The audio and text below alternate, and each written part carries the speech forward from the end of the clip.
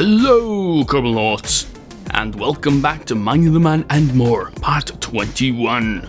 Asteroid base building and a missing anomaly? That must be anomalous.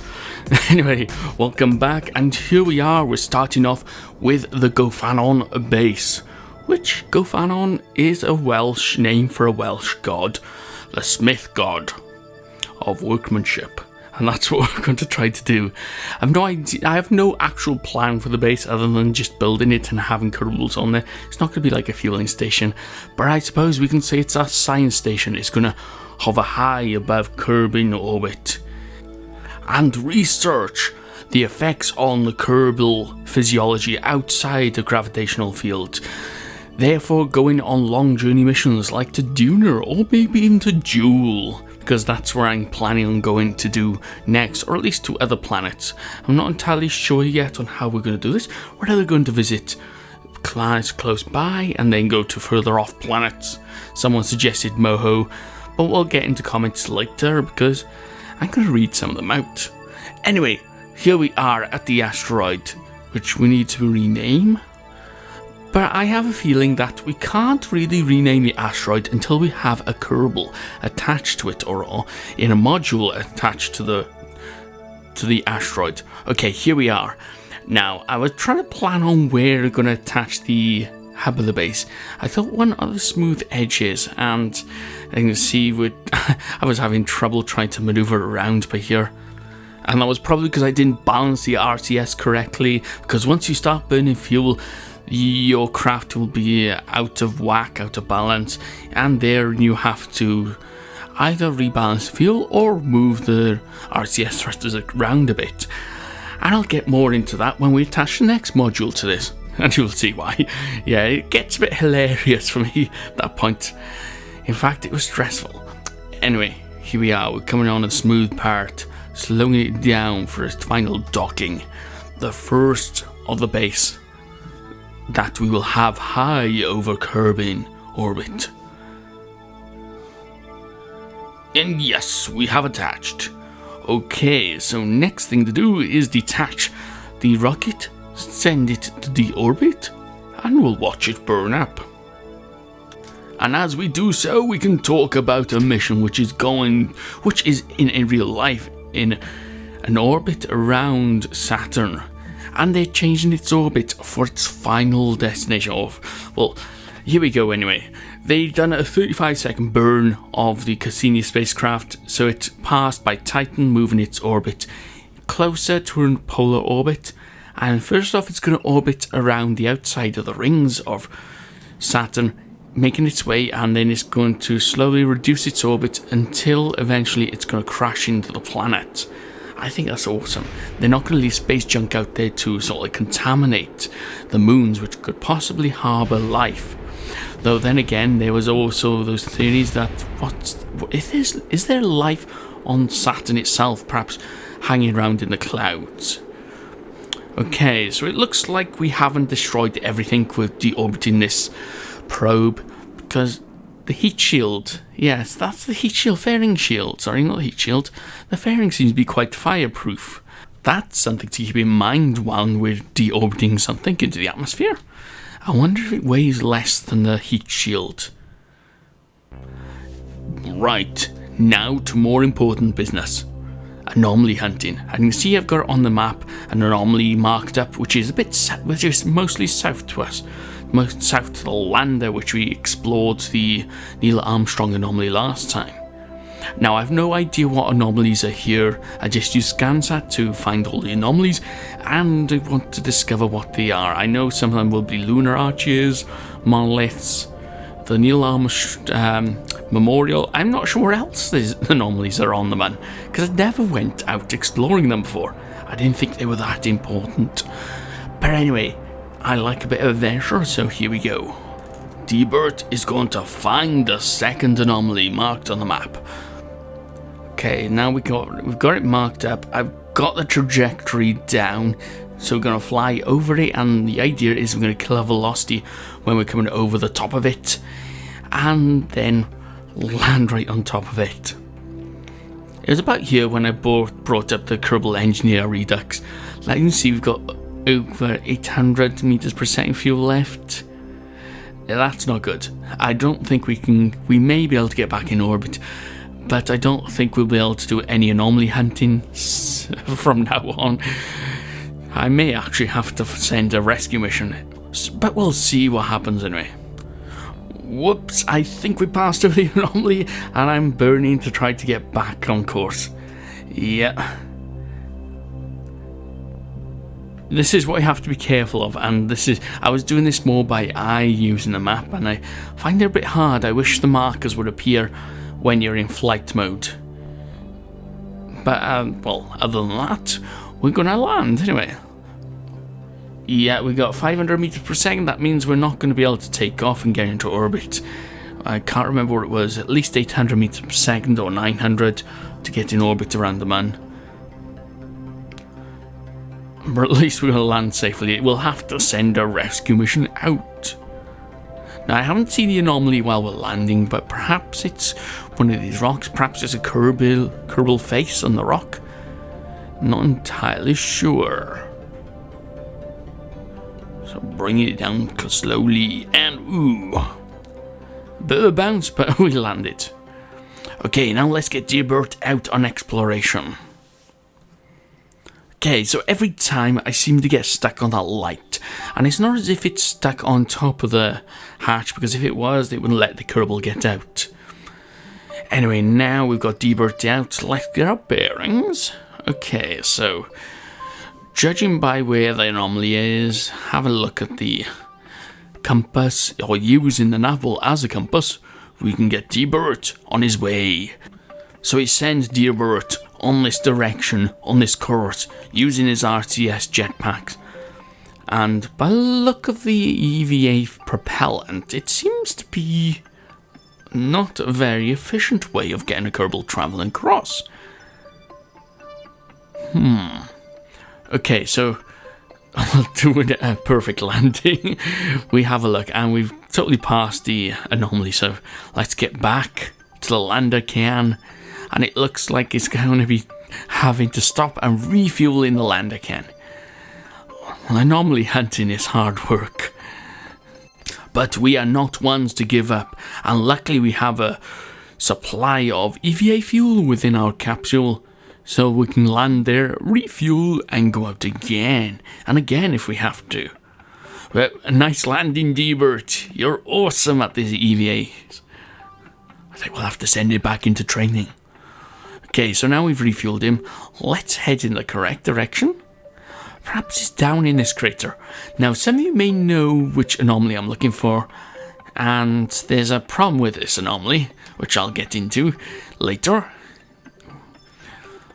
But I decide at this point, or at least Deburt decides, let's stop by here, go a bit higher, and perhaps we can see it from above. Because it appears that we do not have any idea where it is. See, on the anomaly map, we've passed by it again. Okay, so we do not know where it is. And perhaps ScanSat is lying to us. Anyway, we have other missions to do. Now, remember the mining base we have on the man? We've got Mining Base Mark 1, which was terrible because you had to do a top-down docking to get the fuel towards the station for processing.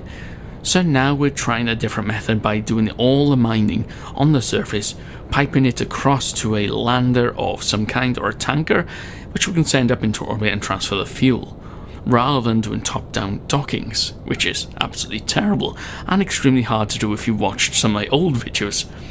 So we have Madty by here, because we couldn't find anyone else mad enough to do this mission and fly this without a fairing, by the way, because I was having problems. Now, having a fairing on this was quite large, and it was quite unstable during testing, because I thought, this doesn't look right. I'm sure I launched it before, but I wasn't sure how I got it into orbit. So I found out I got this into orbit with very much difficulty, if I use English correctly.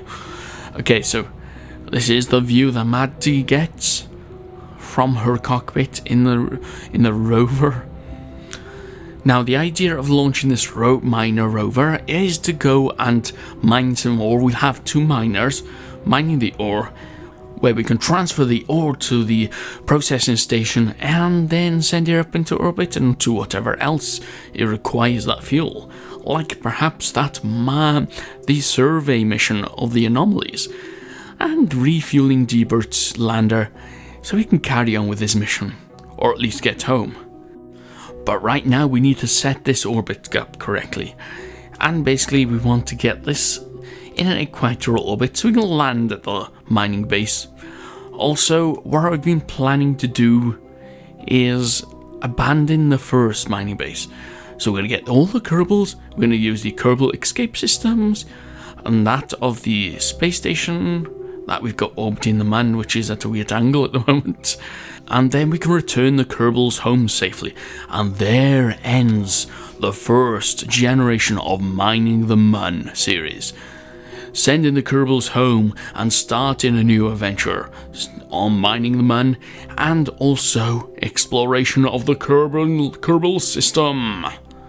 I also have to think about the base, the ring station that I want to build. But first things first, we have to finish this mining operation, or at least get this mining base operational, so we can refuel our anomaly hunting system, and we also need to get our asteroid base Gofannon up and running.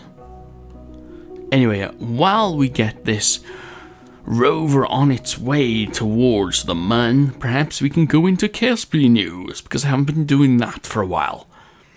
Okay, bug fixes for KSP, because that's all they're posting at the moment. So here it is, Kerbal Space Program News, brought to you live, or not live anymore, from our beta channel on Mining the Mun. Anyway, what they've done, the things that stuck out to me was the bug fixing on the wheels for version 1.1. And to tell you the truth, I've always had problems with wheels in Kerbal Space Program. Not to mention setting up maneuver nodes, but this one's okay, luckily. Anyway, back to the wheels. And what they've done, they've fixed the torque that you have on low gravity worlds so that it adjusts to that of the low gravity worlds, because normally I was testing it on Kirby and it was working fine. No, it was tested on Kirby, it's working fine, and then you test it on the Mun and your wheels would jump around and you'd want to have the torque required. They've also fixed some phantom torque with the wheels. So other than that, they didn't have much else to talk about other than Chaospedia, which I'm looking forward to. Oh yes, by here, the multi-pusher engines. I decided we don't need to change the orbit to the asteroid anymore, so we're going to deorbit this. So yes, we're going to have some more explosions. So what I'm looking forward in the Chaospedia? Well, I would say I'm an okay player of this game. I'm not an expert, but what I would like to know is what they can teach me in the Chaospedia, because it's going to be sort of like tutorials within the game. Look at these explosions now.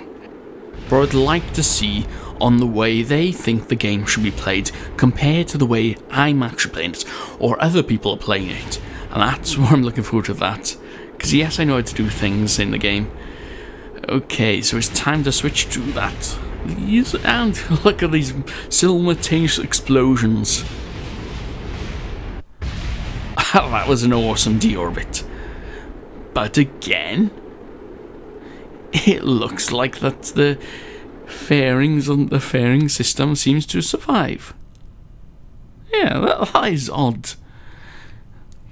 We're going to have to experiment with that. I wonder if they changed it in version 1.1. Okay, so now back to Deburt. We found the anomaly. Yes, I had a hint on the forums about this anomaly. And it appears that, depending on your graphical settings, it may not appear. You can see the black shape appear down in the bottom under the ground. I'll point it out now. I'll slow down the video and put an arrow on it. Okay, ready? There it is. It's one of the monoliths. So yes, Deburt has found the anomaly. You can't see it. It's underground. It's been buried by tons of dust on the moon, on the man. But anyway, he's happy, I'm happy. We can go on to the next anomaly. I think there'll be a rescue mission first, Deburt, so you'll have to wait. But rescue missions aside, we've got the Gofannon station to build. Yes, this is going to be the first module I'm going to add to it. We're going to be sending Kerbals up with this. And there's a good reason for adding Kerbals, because the Kerbals need to secure it, the station. I'm going to use the Kerbal attachment system mod and the container mod as well. So the Gofannon store container. And what we're going to do is add struts to it as well as tools. Don't forget the manual. And where is it? Now I always seem to lose track of parts, especially when you install a load of mods. Everything gets moved around and you forget what's where. So anyway, what we're going to do is going to take a load of strut connectors up with us so we can connect the base to the asteroid itself. And you need 2 strut connectors to do that. We're also going to take power. I'm not sure what the solar output is going to be over there, and I don't know if it's going to be safe docking everything onto it. So I'm going to send up some thermal generators. But anyway, here we are, and who we've got? We got Sean Kermin. We have Global. Is that? Yeah, that's Global Kermin and Hadcast Kermin. Now I forget which one's the engineer, because you do need to engineer. We need an engineer to actually fit the Kerbal attachment system parts. So here we are. Here is the station. And this is where things get messed up. Okay, so turning the rocket round. As soon as you get close to your target, or close enough, you need to kill your speed. Now we're at 50 kilometers away from the target, and that's fine because we're in such a high orbit that we don't change positions much. If you were in a lower orbit, you'd want to be a bit closer on your rendezvous. So, but at this point, we can just point towards the target, burn to get our prograde vector over the top of the target, as such. And it won't change much because the orbits are quite wide. You're not doing large circular orbits. And forgive me, we're not 50 kilometers away, we're 30 kilometers away. And I suggest, once you're at this point, and if you're going to fast forward time, be ready to hit the gas. Because, yes, I panicked here. We're going the wrong way.